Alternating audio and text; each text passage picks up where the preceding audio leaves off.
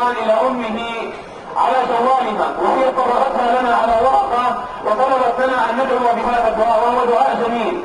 أنا أدعو بلسان الشهيد لوالدته ولنا جميعا. طبعا هو الدعاء صيغة فردية، أنا سأدعو بصيغة جماعية وأنتم تؤمنون إن شاء الله. طبعا هو قال لها في بداية الرسالة، قال لها: فتح الله عليك الخير وهداك إلى كل خير وجعلنا وإياك من أهل الخير. اقرأي هذا الدعاء وادعي لي ولك بالخير. الآن أنا أدعو لكم تقولون آمين.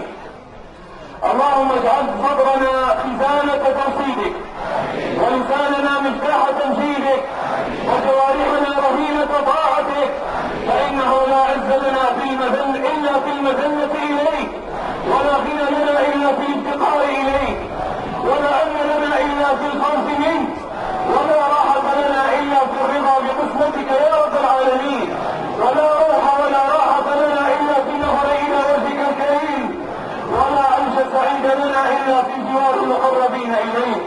اللهم لا تشمت أعداءنا بدائنا، واجعل القرآن العظيم شفاءنا ودواءنا، فنحن العليلون وأنت المداوي، أنت ثقتنا ورجاؤنا. اللهم اجعل حسن ظننا بك شفاءنا. اللهم احفظ علينا عقلنا وديننا، وآمنا وثبت يقيننا، وارزقنا رزقا حلالا يكفينا، وابعد عنا شر ما يهدينا، ولا تحجنا إلى طبيب يداوينا. اللهم استرنا على وجه الأرض، وارحمنا في بطن الأرض، واغفر لنا يوم العرض عليك يا رب العالمين.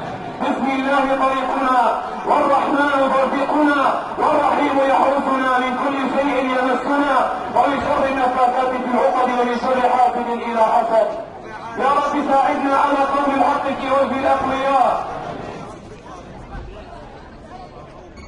يا رب ساعدنا على قول الحق في وجه الأقوياء، وأن لا نقول الباطل لكسب مد الضعفاء.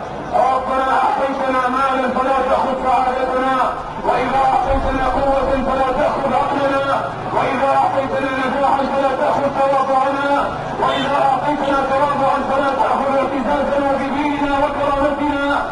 وعلمنا أن نحب الناس كما نحب أنفسنا. والدعاء يا إخواني دعاء طويل وجميل، ونقول للخالة أسامة جزاها الله عز وجل كل خير، نقول لها بصوت واحد: خسرت شابين ورضيت شبابك لكلهم. أم الشهيد